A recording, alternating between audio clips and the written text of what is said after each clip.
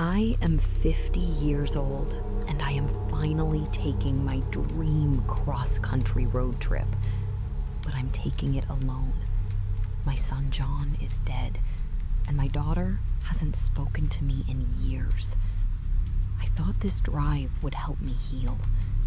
Instead, it led me to a dusty VHS tape in a town that shouldn't exist. And what was recorded on that tape didn't just break my heart, it destroyed my entire reality. John was my world. After the divorce, I raised him alone, working 3 jobs just to keep the lights on. He died of a sudden heart attack just before his 30th birthday. They said it was quick, painless.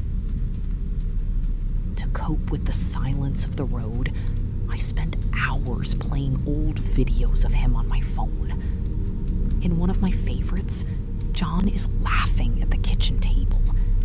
In the background, out of focus, his sister Brianna is quietly filling a glass with water. It's such a boring, mundane detail. But when you're grieving, you memorize every pixel. You obsess over the edges of the frame. By the time I reached the Midwest, I was driving on fumes, both mentally and physically. The fuel light pinged around midnight. I pulled off at a desolate exit, following a dark road into a place called Johnstown. The name sent a shiver down my spine, but the gas gauge left me no choice. I pulled into a worn-down station. The attendant was a young man in a camo hat. He didn't speak. He just stared at me with this hollow, flat expression as I handed him the cash. I couldn't wait to get out of there. I drove down the empty main street and found a cheap motel. And that's when I saw it, across the street. A neon sign buzzing in the dark. TrueVideo. An open video rental store in the middle of the night, years after they all went extinct. I checked into room 211. It smelled like stale cigarettes. Sitting on the dresser was a heavy tube television, and beneath it, an honest-to-God VCR. The nostalgia hit me like a physical weight. I used to take John to Blockbuster every Friday. I needed to feel that again. The bell chimed as I walked into TrueVideo. The store was immaculate, lined with plastic cases. I found John's favorite childhood movie, All Dogs Go to Heaven. I took it to the counter. "Anything else for you tonight, ma'am?" I froze. Behind the register stood the exact same young man from the gas station. Same face, same dead eyes. But his clothes were different, and on his neck, just above his collar, was a small, perfectly circular pink scar. He wore a name tag, Michael. I tried to rationalize it. Twins, small town, limited jobs. I shoved $5 onto the counter, grabbed the tape, and practically ran back to my motel room, locking the deadbolt behind me. My hands were shaking as I pushed the heavy plastic cassette into the VCR. I settled onto the bed, letting the movie wash over me.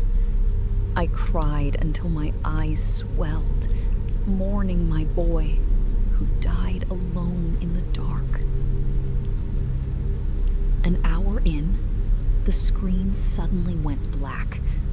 Then, a blast of static. I thought the old tape had finally snapped. But then, an image faded in. It was a hospital room.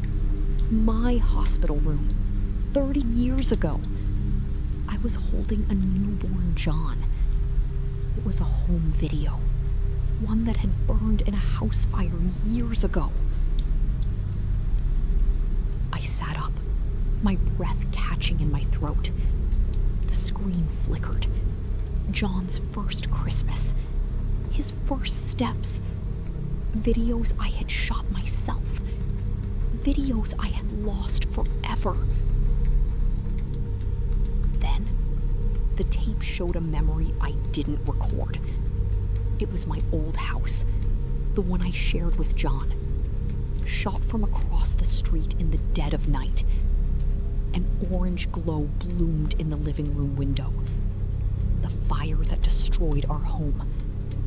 And walking away from the flames, looking over her shoulder, was my daughter Brianna. My stomach dropped. The police said the fire was an accident, but here she was. That's when I realized what this tape was truly taking from me. It wasn't just showing me the impossible. It was systematically erasing every comforting lie I had built to survive my son's death. The grief wasn't a tragedy anymore. It was a crime scene. The screen glitched with a violent hiss. A new video started. John's kitchen. The week he died. He was sitting at the table with Brianna, playing a drinking game. They were laughing. It was the exact moment I had watched on my phone earlier, the one I obsessed over. But now it wasn't a static image. The camera followed Brianna as she turned her back to him to pour a drink. She was smiling, a cold, calculated smirk. She reached into her bag. The camera zoomed in on her hand. A syringe. When she walked back, John was slouched over, the alcohol hitting him hard. "Just sleep, bro," she whispered, uncapping the needle. I screamed at the television. I slammed my hands against the thick glass screen, begging him to wake up, to run. But it was already recorded. I watched my son convulse. I watched him foam at the mouth, reaching out to his own sister for help as his heart stopped. "That bitch will get the life insurance," Brianna muttered to herself over his dead body. "But I'll figure something out."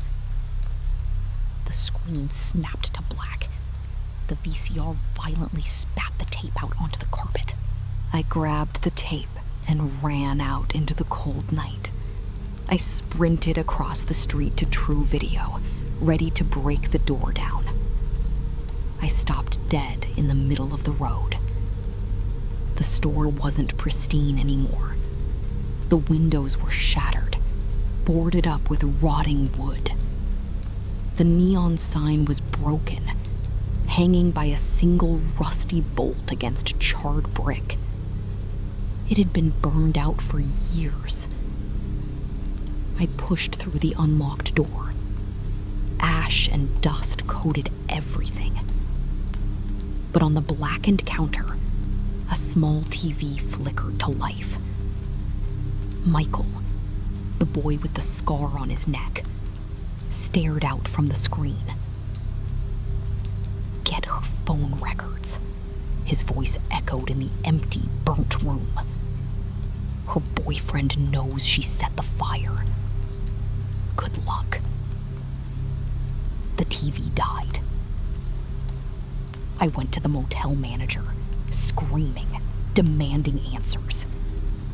She went pale. She told me Daniel works the gas station.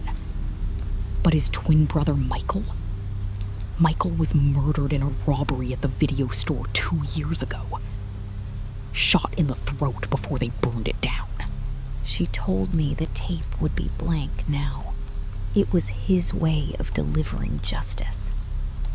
I drove home, numb. I found the boyfriend. I got the phone records. Last month, a jury convicted my daughter of first-degree murder. She was sentenced to life in prison without parole. I should feel closure. But yesterday, a blank VHS tape appeared on my front porch. No return address, just black plastic. I put it in the VCR. the screen lit up. It was John. He looked straight into the camera, smiled gently, and waved. Then the screen went black. The VCR hummed, but the tape didn't eject. I sat in the silence of my living room, staring at my reflection in the dark glass. I got the justice I wanted, but now I know that the dead are still watching us, and sometimes they leave a record. If this story made you want to throw away your old home videos, subscribe. I upload new nightmares every week. Leave a comment below. Would you have watched the tape to the end or turned it off? And one more thing. The next time you see a glitch in an old recording, don't assume the tape is damaged. Assume something is trying to edit the truth. See you in the next one.